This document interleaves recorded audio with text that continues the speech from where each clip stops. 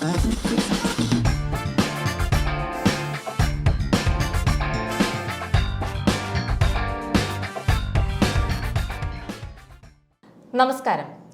വയനാട്ടിൽ വന്യമൃഗ ആക്രമണങ്ങൾ രൂക്ഷമാവുന്ന സാഹചര്യത്തിൽ ഇതിനെ എങ്ങനെ കൈകാര്യം ചെയ്യാം, ഇതിനെക്കുറിച്ച് സംസാരിക്കുന്നു Narada news chief editor Mathew Samuel sir. Mathew sir, നമ്മളിപ്പോൾ കുറച്ച് ദിവസങ്ങളായിട്ട് കാണുന്ന കാഴ്ചകളാണ് വന്യമൃഗങ്ങൾ കാട്ടിൽ നിന്നും നാട്ടിലേക്ക് ഇറങ്ങുന്നത്. ഇപ്പോൾ തന്നെ കഴിഞ്ഞ ദിവസം ഒരാൾ കൊല്ലപ്പെടുകയുണ്ടായി. ജനവാസ മേഖലകളിൽ പ്രശ്നങ്ങൾ സൃഷ്ടിക്കുകയും ആളുകൾ കൊല്ലപ്പെടുകയും ചെയ്യുന്നു. ഇവിടെ സംഭവിക്കുന്നത് മനുഷ്യനും മൃഗവും ഒരേപോലെയാണ് ശിക്ഷിക്കപ്പെടുന്നത്. ഇതിനെ എങ്ങനെയാണ് നമുക്ക് പരിഹരിക്കാൻ കഴിയും? ഇത് ബേസിക്കലി ഈ മാൻ ആനിമൽ കോൺഫ്ലിക്റ്റ് ഇത് ഇന്നലെ ഉണ്ടായതൊന്നുമല്ല. എന്ന് മനുഷ്യനുണ്ടായ അന്ന് മുതൽ ഈ സംഭവമുണ്ട്. അപ്പോൾ ഇപ്പോഴത്തെ ഒരു സാഹചര്യം നമ്മൾ എടുക്കുകയാണെങ്കിൽ ഉറപ്പായിട്ടും കാടിൻ്റെ വിസ്തൃതി കുറയുന്നുണ്ട്.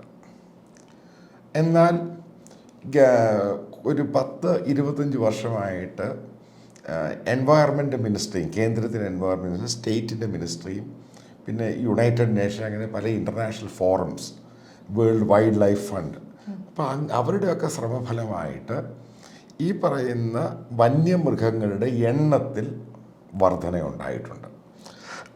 ഇപ്പോൾ കടുവകളുടെ എണ്ണം വർധന ഉണ്ടായിട്ടില്ല എന്ന് പറയുന്നത് തെറ്റായ കണക്കാണ്. അത് വർധനയുണ്ടായിട്ടുണ്ട് എല്ലായിടത്തും. ഇന്ത്യയിൽ എലിഫൻറ്റിൻ്റെ കണക്കാണെങ്കിലും വന്യമൃഗങ്ങളിൽ ഒരുവിധപ്പെട്ട എല്ലാതും ഉണ്ടായിട്ടുണ്ട്. പിന്നെ ഈ പറയുന്ന പോച്ചിങ്, അപ്പം ഈ മൃഗത്തെ കൊല്ലുന്ന പല പരിപാടിയുടെ ഈ അതിൻ്റെ കൊമ്പിന് വേണ്ടി കൊല്ലുന്നു, പല്ലിന് വേണ്ടി കൊല്ലുന്നു, അതിനെയും കൺട്രോൾ ചെയ്യാൻ സാധിച്ചിട്ടുണ്ട്. അപ്പോൾ ഇത് പല രീതിയിലുള്ള ഗവൺമെൻറ്റിൻ്റെ മെക്കാനിസം കൊണ്ടാണ് ഇത് മാറ്റം ഉണ്ടായേക്കുന്നത്. അതുമായിട്ട് ബന്ധപ്പെട്ട് ശരിക്കും ഫണ്ട് വരുന്നുണ്ട്. പിന്നെ ഈ ട്രൈബ്സിനെ തന്നെയാണ് അധികവും വാച്ചർമാരായിട്ട് പലയിടത്തും എടുത്തേക്കുന്നത്. അപ്പോൾ അതിനകത്ത് മാറ്റമുണ്ട്. കാരണം അവർക്കാണ് ഈ കാടിനെ പറ്റി ശരിക്കും അറിയാൻ പറ്റുന്നത്. ഇപ്പോൾ കൊച്ചിയിൽ നിന്നോ ട്രിവാൻഡ്രത്തു നിന്നുള്ള ഒരാൾക്ക് പോയി വയനാടൻ കാട് സംരക്ഷിക്കുന്നതിനെ പറ്റി വലിയ പാടാണ്. അപ്പം അത് അങ്ങനെയാണ് ഇപ്പോൾ പറയുന്നത്. 80% പേരും ഈ വൈൽഡ് ലൈഫിൻ്റെ, അതായത് ഫോറസ്റ്റിൻ്റെ വാച്ചർമാരായിട്ട് കൊണ്ടുവരാനാണ് കേന്ദ്ര സർക്കാർ ശ്രമിക്കുന്നത്. പിന്നെ അതിൻ്റെ IFS ഓഫീസേഴ്സ് അങ്ങനെയുള്ളവരൊക്കെ മറ്റുള്ള തലത്തിൽ ട്രെയിൻഡായിട്ട് മറ്റുള്ള ഇൻസ്റ്റിറ്റ്യൂട്ടിൽ നിന്ന് ഗവൺമെൻറ്റിൻ്റെ പഠിച്ചിട്ട് വരുന്നു. അപ്പോൾ ഇതിനകത്ത് ഞാൻ ഈ പറയുന്ന ഇതിനകത്ത് പ്രധാനപ്പെട്ട ഒരു സംഭവമുണ്ട്.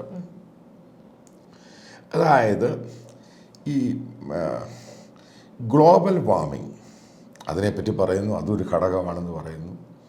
ഇതിനേക്കാളെല്ലാം അടിസ്ഥാനപരമായിട്ട് ഫണ്ടമെൻ്റലായിട്ട് ചില കാര്യങ്ങളുണ്ട്. അതായത് ഞാൻ ഈ കാര്യം പറയുമ്പോൾ ഞാൻ ഇന്ത്യയിൽ ഒരുവിധപ്പെട്ട എല്ലാ ഫോറസ്റ്റുകളിലും പോയിട്ടുണ്ട്. കാരണം എൻ്റെ ഒരു സമയത്ത് റിജുവനേഷൻ എന്ന് പറയുന്നത്, കാരണം എനിക്കൊരു ബ്രേക്ക് കിട്ടിക്കഴിഞ്ഞാൽ ഞാൻ ഒറ്റയ്ക്ക് പോകുന്ന ഈ ഫോറസ്റ്റുകളിലാണ്. ഈ ഓഫീസേഴ്സുമായിട്ടും പരിചയമുണ്ട്. അവിടെ പോയി 10-20 ദിവസമൊക്കെ താമസിക്കും, ഇവരുമായിട്ട് ഇൻട്രാക്ട് ചെയ്യും. ഞാൻ മനസ്സിലാക്കിയെടുത്തോളം ഒരു 50-60 വർഷം മുമ്പുള്ള കാടല്ല ഇന്നത്തെ കാട്. അതിനകത്ത് ശരിക്കും മാറ്റം ഉണ്ടായിട്ടുണ്ട്. അതിനകത്ത് ഗ്രീൻ മാറ്റം ഉണ്ടായിട്ടുണ്ട്. ചില കാടുകളിനകത്ത് ചിലപ്പോൾ അതിൻ്റെ ചേഞ്ചസ് ഉണ്ടായിട്ട് അവിടെ വനം ഇല്ലാതായിട്ടുണ്ട്. പിന്നെ പലയിടത്തും ഈ വനങ്ങൾ പണ്ട് വെട്ടി ആൾക്കാർ കൊണ്ടുപോയിട്ടുണ്ട് പല രീതിയിലും. അപ്പം വലിയ വലിയ തടികളും മറ്റുള്ള ഇവിടെ ഒന്നും പിന്നീട് വനമായിട്ട് മാറിയിട്ടില്ല. അപ്പം വനത്തിനകത്തൂടെ പല അരുവികളുണ്ടായിരുന്നു ഒരു സമയത്ത്. ഈ അരുവികളിൽ ഏകദേശം കേന്ദ്ര സർക്കാരിൻ്റെ എൻവയറമെൻറ്റ് മിനിസ്ട്രിയുടെ കണക്കനുസരിച്ച് ഏകദേശം 70% 365 ദിവസമുള്ള അരുവികൾ ഇല്ലാതായിട്ടുണ്ട്. അതായത് വാട്ടർ റിസോഴ്സസ് ഇവിടെ കുറഞ്ഞിട്ടുണ്ട്. അതായത് റീചാർജിങ് നടക്കുന്നില്ല. പിന്നെ ഈ ഇന്ത്യ എന്ന് പറയുന്നൊരു ട്രോപ്പിക്കൽ രാജ്യമാണ്. അപ്പോൾ ഇവിടുത്തെ കൃഷിയാണെങ്കിലും വന്യമൃഗങ്ങളാണ് എല്ലാം ഈ പറയുന്ന പോലെ കാലാവസ്ഥ കേന്ദ്രീകരിച്ചാണത് മുന്നോട്ട് പോകുന്നത്.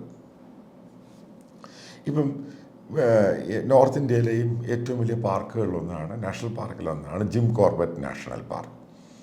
അപ്പോൾ അവിടെ ഈ മൈഗ്രേഷൻ നടക്കാറുണ്ട് ഈ ആനിമൽസിൻ്റെ അപ്പുറത്തും ഇങ്ങോട്ട്, കാരണം വെതർ അനുസരിച്ച്.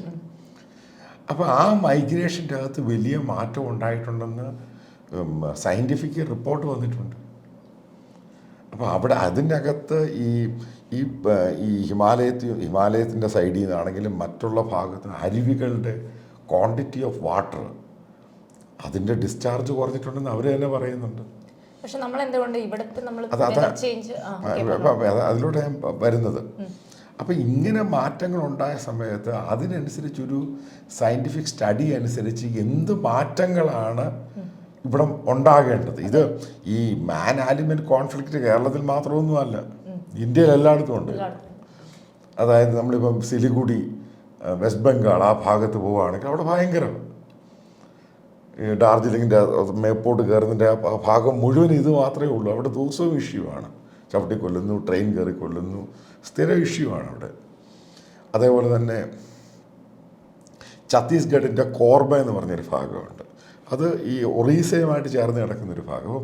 ഒറീസയിൽ പണ്ട് പോലെ ആനയുണ്ട്, പക്ഷേ കോർബയിൽ കിടക്കുന്ന ഈ കോൾ മൈൻസും ആ ഭാഗമായിട്ട് കിടക്കുന്ന അവിടുത്തെ കാടുണ്ട്, അവിടെ ആനയില്ല. ആനയെന്ന് പറഞ്ഞ ഹാബിറ്റാറ്റ് അവിടെ ഉണ്ടായിരുന്നേ ഇല്ല. പക്ഷേ ഒറീസയിൽ ഈ അയൺ ഓർ മൈൻസ് പൊട്ടിക്കുന്നതിൻ്റെ ഭാഗമായിട്ട് ഈ ഭയങ്കര വെടിയും ഒച്ചയും ഭയങ്കര മൈനിൻ്റെ ഇതാണല്ലോ. അപ്പോൾ അവിടെ നിന്നുള്ള ആനകൾ മുഴുവൻ ഇങ്ങോട്ട് മൈഗ്രേറ്റ് ചെയ്തു. അപ്പോൾ ഇവിടെ വന്ന് ചവിട്ടിയും കൊല്ലും വെക്കണം. കാരണം ഇവിടെയുള്ള ട്രൈബ്സിനാണെങ്കിൽ ആനയുമായിട്ട് യാതൊരു ബന്ധമില്ലാത്ത ട്രൈബ്സാണ്. അപ്പോൾ അവരങ്ങ് പുതിയ ഹാബിറ്റാറ്റുമായിട്ട് അവർക്കറിയത്തില്ല ആനയെ എങ്ങനെ ഹാൻഡിൽ ചെയ്യണമെന്ന്. കാട്ടാനെ എങ്ങനെ ഹാൻഡിൽ ചെയ്യണം അവിടെയുള്ള ട്രൈബ്സിന് അറിയത്തില്ല.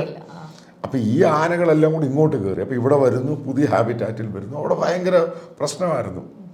അപ്പോൾ അത് കഴിഞ്ഞിട്ട് ഒറീസ സർക്കാർ തന്നെയാണ് പിന്നീട് ഈ മൈൻസിനെ എങ്ങനെ ബ്ലാസ്റ്റ് ചെയ്യാൻ നേരത്തെ കുറച്ച് റെഗുലേഷൻസ്, റെസ്ട്രിക്ഷൻസ് കൊണ്ടുവരുന്നു. പിന്നെ അവിടെ കോർ ഏറിയയും ബഫർ സോണുമായിട്ട് വേർതിരിക്കുന്നു. ആനകൾ സ്ഥിരമായിട്ട് പോകുന്നിടത്ത് മൈൻ പാടില്ല എന്ന് റെസ്ട്രിക്ഷൻസൊക്കെ കൊണ്ടുവരുന്നു. ജാർഖണ്ഡിലും അത് കൊണ്ടുവന്നു, ഛത്തീസ്ഗഡിൽ ആ നിയമം കൊണ്ടുവന്നു. അപ്പോൾ ഇതിനകത്ത് ഞാൻ മനസ്സിലാക്കിയത് ഞാൻ ഈ പലയിടത്തും പോയിട്ട് മനസ്സിലാക്കിയത്, ഇപ്പം കെനിയയിൽ മസൈ മറൈ എന്നും പറഞ്ഞുകൊണ്ടൊരു പാർക്കുണ്ട്, വലിയ പാർക്കാണ്. അതേപോലെ തന്നെ സൗത്ത് ആഫ്രിക്കയിൽ ക്രൂഗർ നാഷണൽ പാർക്ക്. ഇവിടെയൊക്കെ ചെയ്തേക്കുന്ന അവിടെ ശരിക്കും ഫണ്ട് വരുന്നുണ്ട് ഗ്ലോബലായിട്ട്. കാരണം അവിടുത്തെ ഈ പറയുന്ന വൈൽഡ് ലൈഫ് നോക്കി കാണാൻ വേണ്ടി, കാരണം പ്രിസർവ് ചെയ്യാൻ വേണ്ടി വലിയ റിസർച്ചും സ്റ്റഡീസൊക്കെ നടക്കുന്നുണ്ട്. അപ്പോൾ അവിടെ ഈ പ്രശ്നം ഉണ്ടായിക്കഴിഞ്ഞപ്പോൾ ഈ പറയുന്ന വെള്ളത്തിൻ്റെ റിസോഴ്സും ഈ പറയുന്ന ഈ വന്യമൃഗങ്ങൾക്ക് ജീവിക്കാനുള്ള ഫുഡിൻ്റെ ഷോർട്ടേജ്. അപ്പോൾ അവർ ചെയ്തത് ഏകദേശം 200-300 ഏക്കറായിട്ട് ഒരു 15 സോണുകളങ്ങ് തിരിക്കുക. 15-20 സോണങ്ങ് തിരിച്ചു, ആർട്ടിഫിഷ്യൽ തിരിച്ചിട്ട് അവിടെ കിടങ്ങെല്ലാം കുഴിച്ചിട്ട് ഒരു 200-300 ഏക്കറായിട്ടങ്ങ് എടുക്കും. അപ്പം അധികവും വനമല്ലാത്ത ഭാഗമാണ് ഇവർ ചൂസ് ചെയ്തേക്കുന്നത്. എന്നിട്ട് അവിടെ ഈ പറയുന്ന ഫർട്ടിലൈസർ ഇട്ട് ഈ ആനയ്ക്കും മറ്റുള്ള മൃഗങ്ങൾക്കും വേണ്ട ഫുഡ്, അതായത് എലിഫൻറ്റ് ഗ്രാസ് അങ്ങനെയുള്ള സാധനങ്ങളെല്ലാം വെള്ളം പമ്പ് ചെയ്ത് വളർത്തി. അപ്പം അത് തിന്നാനായിട്ട് ഈ പറയുന്ന അത് കഴിഞ്ഞിട്ട് 3 മാസം കഴിയുമ്പം ഇത് തുറന്നു കൊടുക്കും, ഈ കിടങ്ങെല്ലാം മാറ്റിയിട്ട് ഇതിന് പോകാൻ വേണ്ടി. അതിനകത്ത് വെള്ളത്തിൻ്റെ സോഴ്സും ഉണ്ടാക്കിയിട്ടുണ്ട് പലയിടത്തായിട്ട്. അപ്പം അതിൻ്റെ അകത്ത് ആദ്യം പമ്പ് ചെയ്യുമായിരുന്നു. പിന്നെ ഞാൻ ഒരു പ്രാവശ്യം പോയപ്പോൾ കണ്ടപ്പോൾ ലോറിയിലാണ്, ട്രക്കിലാണ് ഇവർ വെള്ളം കൊണ്ടുപോയി അവിടെ നിറയ്ക്കുന്നത്. അപ്പോൾ ഈ സമയത്ത് 3 മാസം 3-4 തുറന്നു കൊടുക്കുമ്പം ഈ ആനിമൽസ് എല്ലാം ഇവിടെ വന്ന് ഇത് തിന്നാൻ വരുന്നു. അപ്പം ഈ ലയൺ ആണെങ്കിലും ലെപ്പേഡ് ആണെങ്കിലും ഇതിനെ അറ്റാക്ക് ചെയ്യാം. അപ്പം ഇതെല്ലാം സൈക്കിളല്ലയോ, ഇത് വന്ന് കഴിക്കുന്നു, ഇത് കഴിക്കുന്നു, എലിഫൻറ്റിന് താല്പര്യം. പിന്നെ ഇതങ്ങോട്ട് പുറത്തോട്ട് വരാതായി. അപ്പം 3 മാസം കഴിയുമ്പം ഇത് വീണ്ടും ഫാമിങ്ങിന് വിടുന്നു, വേറെ സാധനം ഓപ്പൺ ചെയ്ത് കൊടുക്കുന്നു. 2-3 ഭാഗമായിട്ട് അവർ ഓപ്പൺ ചെയ്ത് കൊടുക്കുന്നത്. ഇത് ശരിക്കും കൺട്രോൾ ചെയ്യാൻ പറ്റി. ഇതിപ്പോൾ നമ്മൾ കെനിയയിലാണെങ്കിലും ഇത്തരത്തിലുള്ള സംവിധാനങ്ങൾ കൊണ്ടുവന്നു. ഇപ്പോൾ ചൈനയിൽ കുറച്ച് മാസങ്ങൾക്ക് മുമ്പ് നമ്മൾ കണ്ടതാണ്, ഇതുപോലെ കൂട്ടമായിട്ട് ആനകൾ മൈഗ്രേറ്റ് ചെയ്തു പോയപ്പം അവിടുത്തെ ഗവൺമെൻറ് എന്ത് ചെയ്തു, അതിന് തടസ്സമില്ലാത്ത രീതിയിലുള്ള ഒരുപാട് സംവിധാനങ്ങൾ ചെയ്തു കൊടുത്തു. ചൈന എന്ന് പറയുന്നത് ബേസിക്കലി ലോകത്തിലെ 3ാമത്തെ GDP ഉള്ള രാജ്യമാണ്. അപ്പം ചൈന എന്ന് പറയുന്നതും ഈ പറയുന്ന ചൈനയിൽ എക്കോണമി 1980 ശേഷം ഡെവലപ്പ് ചെയ്ത സമയത്ത് അവിടുത്തെ വനമെല്ലാം ഗവൺമെൻറ് വെട്ടിക്കളഞ്ഞു.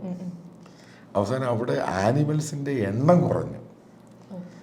വീണ്ടും അതിനെ തിരിച്ചു കൊണ്ടുവരാൻ വേണ്ടിയാണ് അവർ ഗവൺമെൻറ് ട്രൈ ചെയ്യുന്ന സമയത്താണ് ഒരു കൂട്ടം എലിഫൻ്റ് അവിടുത്തെ വനത്തിൽ നിന്ന് മറ്റൊരിടത്തോട്ട് പോകുന്നത്.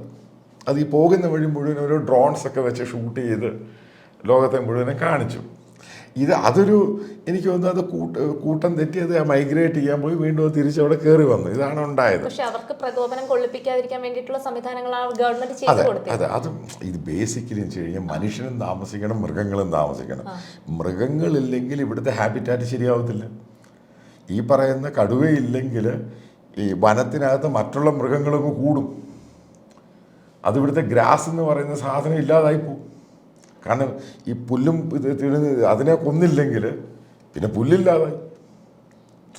ഇത് സൈക്കിളായിട്ട് തന്നെ പോകണം. അതുകൊണ്ടാണ് കേന്ദ്ര ഗവൺമെൻറ് ഈ നമീബിയെന്ന് ഈ ചീറ്റയെ കൊണ്ടുവരുന്നത് മധ്യപ്രദേശിലോ. പണ്ട് ഇവിടെ ചീറ്റ ഉണ്ടായിരുന്നു, ചീറ്റ ഇല്ലാതായിപ്പോയി.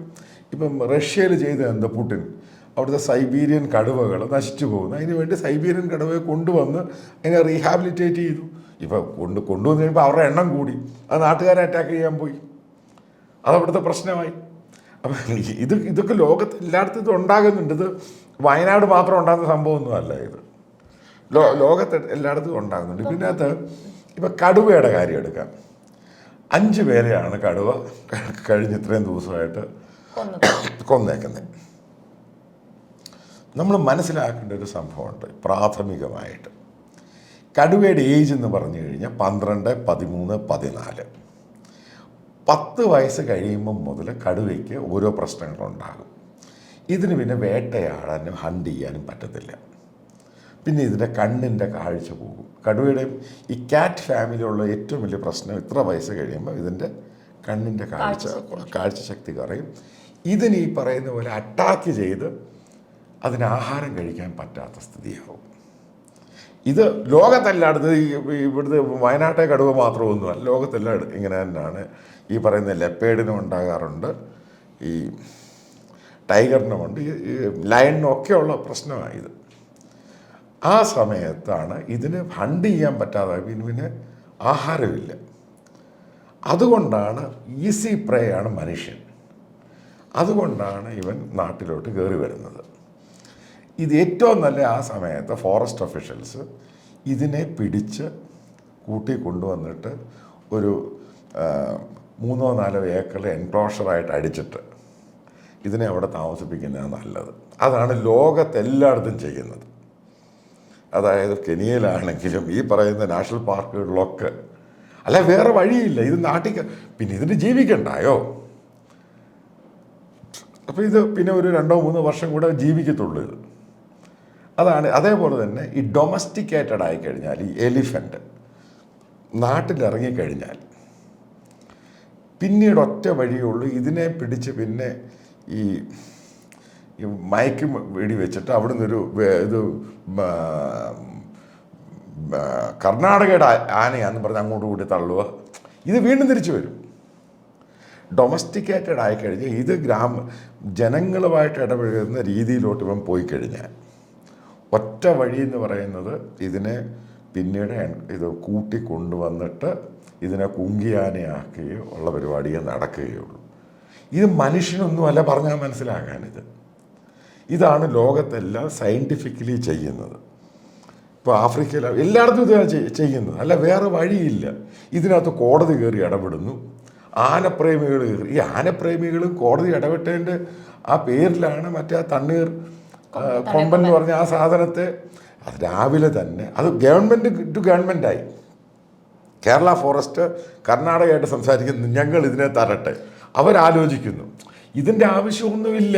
നമ്മുടെ റെസ്ക്യൂ സിസ്റ്റത്തിൽ ഒരുപാട് ഭയങ്കര പാളിച്ചയാണ്. ബേസിക് അല്ലെങ്കിൽ ഞാൻ ഒരു കാര്യം പറയാം ശ്വേതയോട്, ഇപ്പം സ്വാതിയോട്. ഇപ്പം ഈ കഴിഞ്ഞിടയ്ക്ക് ഒരു കിണറ്റിനകത്ത് കരടി വീണു. നമ്മുടെ ഫോറസ്റ്റുകാരന്മാർ ഇതുപോലെ മണ്ടന്മാർ ലോകത്താരെങ്കിലും ഇത് കിണറ്റിലാണ് വീണ, വെള്ളത്തിലാണ്. ആദ്യം ചെയ്യേണ്ടത് വെള്ളം വറ്റിക്കും, എന്നിട്ട് അതിനെ മയക്കുവെടി വെച്ച് പുറത്ത് കയറ്റും. വെള്ളത്തിൽ കിടക്കുന്ന കരടിയെ മയക്കുവെടി വെച്ചേക്കുന്ന ഭൂലോക പൊട്ടന്മാരില്ലേ. അതാ പറഞ്ഞ ഇവര് വലിയ സമയമെടുക്കുന്നു. അതാണ് കോമൺ സെൻസ് പോലും ഇല്ല. അതാണ് ഒരു കാര്യം. വെൽ ട്രെയിൻഡ് ആയിട്ടുള്ള ഫോഴ്സ് കുറവാണ്, അതുപോലെ എക്യുപ്മെന്റ്സ് കുറവാണ്. ഇതിന് എക്യുപ്മെന്റ്സിന്റെ ആവശ്യം. പിന്നെ ഇനി ഈ പറയുന്ന ആനയെ ഇതിനു വേണ്ടി എന്തോ എക്യുപ്മെന്റ്സ്, പാറ്റൻ ടാങ്ക് വേണം.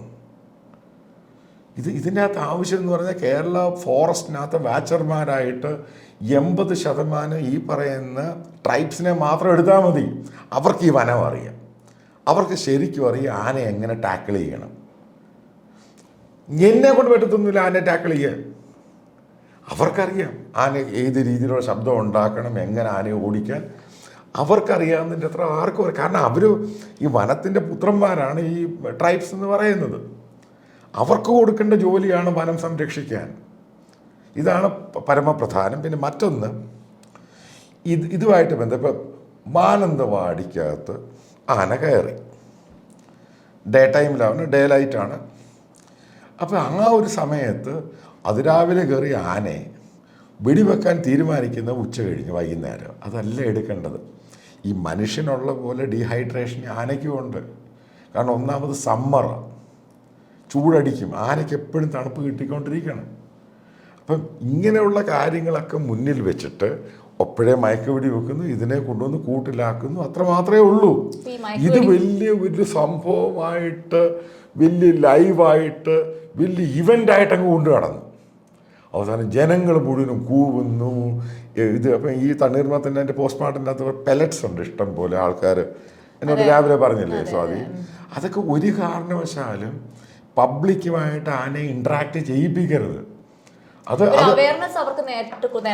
ഉറപ്പായിട്ടും ഇത് ബേസിക്കലി അതാണ് ഇതിൻ്റെ അകത്ത് ആവശ്യം. ഇത് അവയർനെസ് ക്രിയേറ്റ് ചെയ്യണം.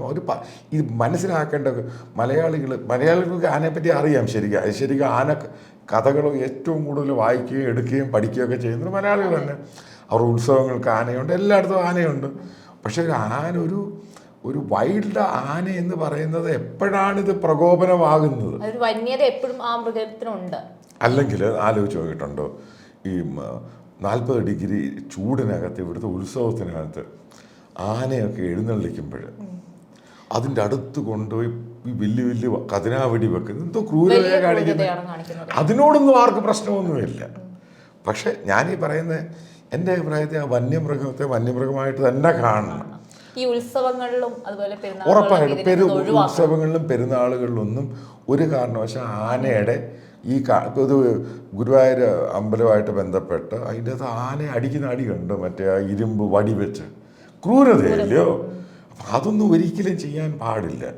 അതുമല്ല ആനയിപ്പോൾ പടയപ്പ എന്ന് പറഞ്ഞാൽ ആന എറിയുന്നു, ഓടിക്കുന്നു. ഒരു കാരണവശാലും പടയപ്പ എന്ന് പറഞ്ഞ് ആനയെ ഫർദർ അവിടെ നിർത്തരുത്. അതിനെ ഇതുപോലെ കൊണ്ടുപോയി കൂട്ടിലാക്കി അല്ല കുങ്കിയാനയാക്കി മറ്റു വല്ല സംഭവത്തിൽ അതാണ് ചെയ്യേണ്ടത്. കാരണം ഇതാണ് ആവശ്യം. അല്ലാതെ ഇവർ ഉദ്ദേശിക്കുന്ന പോലെ ഈ പറയുന്ന കാട്ടാനയെ കൗൺസിലിംഗ് ചെയ്യാൻ നടക്കും. ഈ ആനയുടെ ബുദ്ധി എന്ന് പറഞ്ഞ മനുഷ്യൻ്റെ ബുദ്ധിയായിട്ട് ചെറിയ വ്യത്യാസമൊക്കെ വരുന്നുള്ളൂ. ഈ റൂട്ട് കണ്ടുപിടിക്കുന്നതിൽ, വഴി കണ്ടുപിടിക്കുന്നതിലും, സ്മെല്ലിൻ്റെ കാര്യത്തിലുമൊക്കെ. അല്ല അത്രമാത്രം ബോധമില്ലാത്ത മൃഗമൊന്നുമല്ല ആന. അത് ഈ ഫോറസ്റ്റുകാർക്കും അറിയാവുന്ന കാര്യം. ഇതിനെ അവിടെ കൊണ്ടുവിട്ട് കഴിഞ്ഞാൽ ഇത് മനുഷ്യനാണെങ്കിൽ ഇപ്പോൾ പുഴ നീന്തി ഇങ്ങോട്ട് വരുന്ന കാര്യത്തിൽ അല്പം പാടാണ്. ആനയ്ക്ക് പുഴയൊന്നുമില്ല ഉണ്ടോ, അത് നീന്തി ഇങ്ങ് വരും. ഞാൻ ഈ ആൻഡമാൻസിൽ പോയി കഴിഞ്ഞപ്പോൾ ഈ കൂട്ടമായിട്ടും 10-20 ആന ഇപ്പുറത്തെ ഐലൻഡിൽ നിന്ന് അപ്പുറത്തെ ഐലൻഡിലോട്ട് നീന്തുന്ന കണ്ടിട്ടുണ്ട്. അത് സ്വാഭാവികം, അത് പോകുന്നത്. അപ്പം ആനയെന്ന് പറയുന്ന സംഭവം ഡൊമസ്റ്റിക്കേറ്റഡ് ആയിക്കഴിഞ്ഞാൽ ഒരു കാരണവശാലും ഇതിനെ വെടിവെച്ചിട്ട് 100 കിലോമീറ്ററോ 50 കിലോമീറ്ററോ പറയുന്ന തെറ്റാ. അപ്പം ഞാൻ വേറെ കാര്യം പറയാം. എനിക്കറിയാവുന്ന വസ്തുതയാണ് ഈ അരിക്കൊമ്പൻ്റെ വിഷയം. അപ്പോൾ അരിക്കൊമ്പൻ്റെ വിഷയമായിട്ട് വന്ന് തമിഴ്നാട്ടിലെ ഓഫീസേഴ്സ് എന്നോട് പറഞ്ഞു. അപ്പോൾ കേരള ഗവൺമെൻറ് ഇതിനെ പിടിച്ചിട്ട് തമിഴ്നാടിൻ്റെ ബോർഡറിൽ കൊണ്ട് വിട്ടു. അത് അപ്പുറത്തെ കമ്പത്തിൽ കയറി. അവിടുന്ന് പിന്നെ അവരതിനെ പിടിച്ചിട്ട് വേറൊരു ഭാഗത്താക്കി. പക്ഷെ എന്നോട് വളരെ ചില ഓഫീഷ്യൽസ് പറഞ്ഞു ഞങ്ങൾ ഇതിനെ തട്ടി. ഓക്കെ, കാരണം ഞങ്ങൾക്ക് ഈ ആനയുടെ പുറകെ അടക്കാൻ പറ്റത്തില്ല. കാരണം ഞങ്ങൾക്ക് അവർ പറഞ്ഞ അവർക്ക് മനസ്സിലായി ഈ ആനയും കൊണ്ട് ഫർദർ എന്ത് ചെയ്താലും പ്രശ്നമായി. കാരണം ഹൈക്കോടതിയുടെ ഓർഡറാണ് ഇതിനെ പിടിക്കരുത്, കൂട്ടിലാക്കരുത്, കൊണ്ടുവിടണം. അതവരുടെ കോടതി വേണ്ടാത്ത ഭാഗത്ത് കയറി ഇടപെടുകയാണ്. പിന്നെ അവർക്ക് എന്തോ വഴി, ഇതിനെവിടെ കൊണ്ടാക്കിയാലും ഇത് കയറി വരും. ഇത്രയും പണം മുടക്കി അപ്പോൾ ജനങ്ങളാണ് ഞങ്ങളുടെ പ്രാധാന്യം കൊടുക്കുന്നത്. ഇതേപോലെ ആനയുമായിട്ട് ബന്ധപ്പെട്ട് ഇത്രയും മാത്രം എൻഗേജഡ് ആക്കാൻ പറ്റത്തില്ല. അതുകൊണ്ട് ഞങ്ങൾ ഇതിനെ തട്ടി. ജനം നമ്മൾ കൃഷിക്ക് ഒരു കാര്യമുണ്ട്, ഇതേപോലത്തെ ആനയെ തട്ടിക്കഴിഞ്ഞാൽ ഒറ്റ ദിവസം കൊണ്ട് ഇത് തീർന്നു പോകും. കഴുകന്മാർ തന്നെ കുത്തി അങ്ങ് എടുക്കും. അതുകൊണ്ട് ഇതാണ് കാടിൻ്റെ ഒരു സൈക്കിളാണ് ഈ സംഭവം. അപ്പം ഇവിടെ നമ്മൾ മനസ്സിലാക്കേണ്ടത്, ഇവിടെ കൃഷിക്കാരുണ്ട്. മനുഷ്യനെ ദ്രോഹിച്ചിട്ട് ഇവിടെ വന്യമൃഗത്തെ സംരക്ഷിക്കാൻ പറ്റത്തില്ല. കാരണം ഇവിടെ മനുഷ്യനാണ് ഏറ്റവും കൂടുതൽ പ്രാധാന്യം. മനുഷ്യനുണ്ട്, ഈ പറയുന്ന കാടും മനുഷ്യനും ഒരുമിച്ച് പോവുകയാണ് ഏറ്റവും കൂടുതൽ ആവശ്യം. ഇപ്പം മനുഷ്യൻ പക്ഷേ സ്വാർത്ഥനല്ലേ സാർ? അതേ പറയുന്നത്. ഇപ്പം മനുഷ്യൻ അങ്ങനെ തെറ്റ് കാണിക്കുവാണെങ്കിൽ ഇപ്പം അതിനിവിടെ നിയമവും കോടതിയൊക്കെ പറയുന്നത് ആനയ്ക്ക് ഇപ്പം ഇവിടുത്തെ ഫോറസ്റ്റ് മിനിസ്റ്റർ പറയുന്നൊരു തമാശ, ഇത് കർണാടക ആന എങ്ങോട്ട് വന്ന് ആനയ്ക്ക് എന്ത് ബോർഡറാ? ഈ പറയുന്ന അഞ്ചോളം ടൈഗേഴ്സ് വയനാട് വന്നിട്ടുണ്ട്, ടൈഗറും ചത്തുപോയി, ആൾക്കാരെ കൊന്നിട്ടുണ്ടെങ്കിൽ മനസ്സിലാക്കേണ്ടത് ടൈഗറിൻ്റെ ആണ്, അതിൻ്റെ ഫോറസ്റ്റ്. അതിനിപ്പോൾ കർണാടക തമിഴ്നാട് ബോർഡറൊന്നുമില്ല. അതിങ്ങനെ നടന്നുകൊണ്ടിരിക്കുന്ന സംഭവമാണ്. ഈ ടൈഗറിൻ്റെ ഏറ്റവും വലിയ ഇതിൻ്റെ ടെറിട്ടറി ഉണ്ട്. ഈ ടൈഗറിൻ്റെ എണ്ണം കൂടുമ്പോൾ ഈ ടെറിട്ടറി കൂടുന്നില്ലല്ലോ. മറ്റേ അവിടെ ഉള്ള ടൈഗറാണെങ്കിൽ അതിൻ്റെ അത് കയറ്റത്തുമില്ല. അപ്പം അതിൻ്റെ പേരിൽ ടെറിട്ടറി നോക്കി പോവുകയും ഇതിന് പ്രായമായി കഴിയുമ്പം ഇതിനെ കിട്ടുവാണെങ്കിൽ പിന്നെ വേറെ ഒരു വഴിയില്ല. ഇതിനെ കൂട്ടിലടയ്ക്കുക, ഇതിനെ ഇങ്ങനെ ഫോറസ്റ്റുമായിട്ട് ബന്ധപ്പെട്ട് എൻക്ലോഷർ ചെയ്തിട്ട് അതിനിവിടെ അല്ലാതെ വേറെ വഴിയൊന്നുമില്ല. ഈ കേരളത്തിലെ ഫോറസ്റ്റ് ഉദ്യോഗസ്ഥന്മാരും ഇതേപറ്റി സയൻറ്റിഫിക്കായിട്ട് സ്റ്റഡി നടത്തുന്നില്ല. അപ്പോൾ ഇവരെല്ലാം ലോങ് ടൈം സൊല്യൂഷനാണ് ആവശ്യം. ഈ ഷോർട്ട് ടൈം ഇവരെല്ലാം നോക്കുന്നത്. ഷോർട്ട് ടൈം അല്ല ഇവിടെ. ഇപ്പോൾ ആന വരുമ്പോഴാണ് ആനയുടെ ഇഷ്യൂ വരുന്നത്. ഇപ്പോൾ ടൈഗർ വരുമ്പോഴാണ് ടൈഗറിൻ്റെ ഇഷ്യൂ വരുന്നത്. ഇപ്പം ഇതൊരു ഇഷ്യൂ ആണ്. അപ്പോൾ ഇഷ്യൂവിനൊരു ലോങ് ടൈം സൊല്യൂഷൻ എന്താണ്? ഇതിന് പണം ആവശ്യമുണ്ട്. ഈ കാട്ടിൽ തന്നെ ഇതേപോലെ ഇതിന് ഫീഡിങ് ഒരുക്കാനും മറ്റുള്ള സംഭവം ഇതിന് പണം ആവശ്യമുണ്ട്. അപ്പോൾ ഇതുമായിട്ട് ബന്ധപ്പെട്ട് ഇത് മനസ്സിലാക്കേണ്ട സംഭവം എന്ന് പറയുന്നത്, ഇപ്പോൾ രാഹുൽ ഗാന്ധിയാണ് അവിടുത്തെ മെമ്പർ ഓഫ് പാർലമെൻറ്റ്. എനിക്ക് തോന്നുന്നില്ല അയാൾ ഒരു പ്രാവശ്യം പോലും ഈ ഇഷ്യൂ പാർലമെൻറ്റിൽ ഉന്നയിച്ചിട്ടുണ്ട്. എനിക്ക് തോന്നുന്നില്ല.